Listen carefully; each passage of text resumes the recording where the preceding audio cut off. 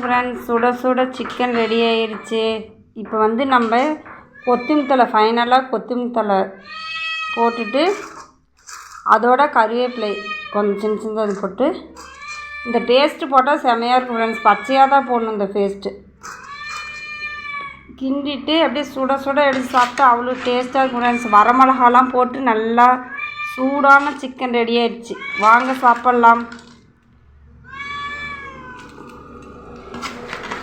அப்படியே கிண்டிட்டு சாப்பிட்டா செமையாக டேஸ்ட்டு இருக்கும் ஃப்ரெண்ட்ஸ். அது என்ன டேஸ்ட்டுன்னு வாங்க பார்க்கலாம். தேவையான பொருட்கள்: பூண்டு, காம்பு கிள்ளிய பச்சை மிளகாய்,